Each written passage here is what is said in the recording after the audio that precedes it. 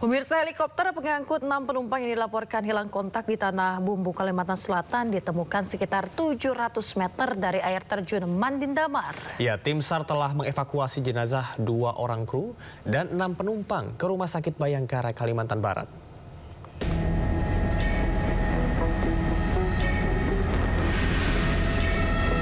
Tim SAR gabungan menemukan bangkai helikopter yang jatuh di hutan kawasan air terjun Mandin Damar, Tanah Bumbu, Kalimantan Selatan.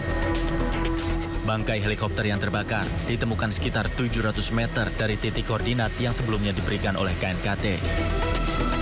Sementara itu sebanyak 8 korban telah dibawa ke Rumah Sakit Bayangkara, Polda Kalimantan Barat. Evakuasi 8 korban dilakukan melalui jalur darat. Terima kasih penghargaan yang setinggi-tingginya kepada seluruh tim Satuan Tugas Aksi Cepat Tanah Bumbu, pemerintah daerah beserta seluruh masyarakat sekitar kita, dan tim tentunya akan tetap konsisten mensupport segala sesuatu termasuk proses evakuasi hingga selesainya misi kemanusiaan ini. Sebelumnya helikopter dengan kode registrasi PKRGH hilang kontak 10 menit setelah lepas landas dari Bandara Gusti Syamsir Alam Kota Baru pada Senin pagi. Heli yang ditumpangi 2 awak dan 6 penumpang ini jatuh di kawasan air terjun Mandin Damar, Desa Gunung Raya, Kecamatan Mantewe, Kabupaten Tanah Bumbu, Kalimantan Selatan. Dari Tanah Bumbu, Kalimantan Selatan, Zainal Hakim, iNews melaporkan. Pemirsa, 8 korban tewas jatuhnya helikopter BK117D3 di kawasan hutan Kalimantan Selatan berhasil dievakuasi. Ya, seluruh korban dibawa ke Rumah Sakit Bayangkara, Banjarmasin untuk diidentifikasi. Petugas evakuasi gabungan membawa 8 jenazah korban kecelakaan helikopter BK117D3 milik Estindo Air yang jatuh di kawasan hutan Desa Emil Baru, Kabupaten Tanah Bumbu, Kalimantan Selatan ke Rumah Sakit Bayangkara, Banjarmasin pada Jumat dini hari. Pos Antemortem RS Bayangkara, Banjarmasin menerima 7 kantong yang berisi 8 jenazah. Proses identifikasi oleh tim DVI baru akan dimulai pada Jumat pagi sambil menunggu kelengkapan data yang diberikan oleh tim SAR. Hal ini untuk melakukan pencocokan dengan tim rekonsiliasi yang menjadi dasar penentu identifikasi dari masing-masing korban.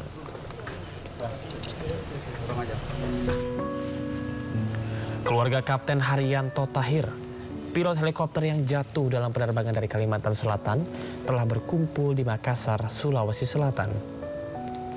Pihak keluarga menanti kabar terbaru dari proses pencarian oleh tim gabungan Basarnas dan juga TNI Polri. Istri dari Kapten Haryanto, Masri Muhlis, telah bertolak ke Kalimantan Selatan bersama dengan beberapa anggota keluarga lainnya. Perwakilan keluarga Setiawan Ahmad mengatakan, sejak kabar hilangnya helikopter, keluarga besar Kapten Haryanto terus menggelar doa bersama dan pengajian setiap malam di kediaman.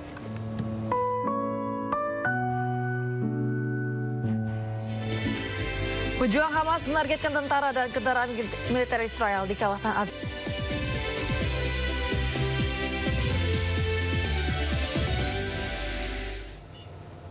Terima kasih Anda masih di Sido Today bersama saya Syamar Haenda dan Yasmin Atania. Pemirsa, sewa kios melejit 750%, mencapai belasan juta. Puluhan pedagang di distrik Blok M Jakarta Selatan ramai-ramai hengkang. Gubernur Pramono Anung turun tangan dan meminta sewa kios UMKM di distrik Blok M tak lebih dari 1,5 juta rupiah. Viral, sejumlah pedagang di distrik Blok M kesal dan merusak plang nama kios miliknya. Puluhan pedagang ini kecewa lantaran sewa kios tiba-tiba melejit 500 hingga 700%, yaitu dari biasanya 3,5 juta menjadi 15 juta per bulan. Akibat harga sewa melonjak tajam, puluhan pedagang ramai-ramai hengkang dari distrik Blok M. Hanya tersisa 1-2 kios makanan yang masih buka. Kawasan distrik Blok M mulai bergeliat 1-2 tahun terakhir setelah mati suri akibat pandemi. Kawasan favorit anak muda dan keluarga ini dimiliki PT MRT Jakarta, namun pengelola lainnya diserahkan ke koperasi swasta.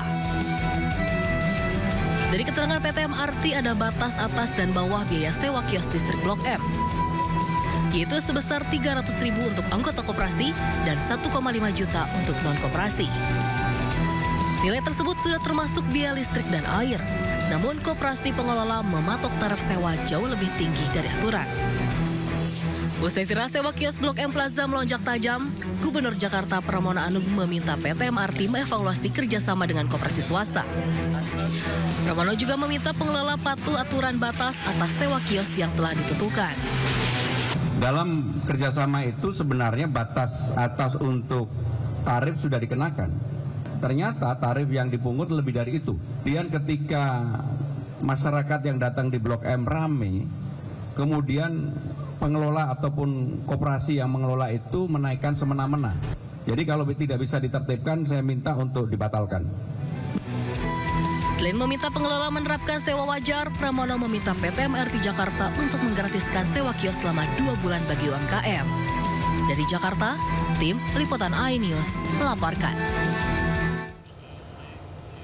Lebih dari separuh pekerja di Indonesia bergantung pada pekerjaan informal yang cenderung tidak memberikan perlindungan sosial yang memadai. Ya, pemulihan ekonomi dari dampak pandemi ternyata tidak diikuti penurunan porsi pekerja sektor informal.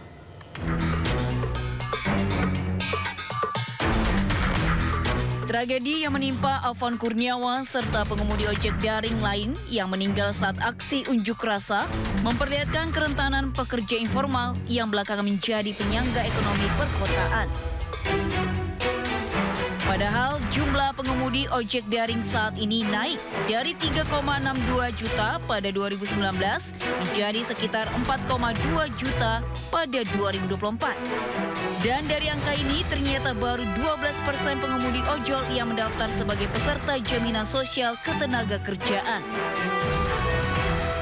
Sementara untuk rata-rata pendapatan pengemudi ojek daring sebelum pandemi pada 2018-2019 kita Rp309.000 per hari. Namun pasca pandemi, rata-rata pendapatan malah anjlok menjadi Rp175.000 per hari.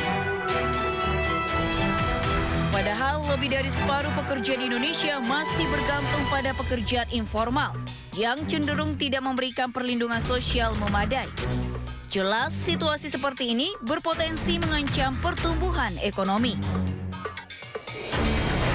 Menteri Ketenagakerjaan Yasirli mengatakan profil ketenagakerjaan Indonesia didominasi pekerja informal yang kini porsinya 60% terhadap total penduduk bekerja dan bisa terus bertambah. Bahkan ia juga menduga trennya akan semakin besar sehingga harus ada tata kelola yang baik untuk sektor informal.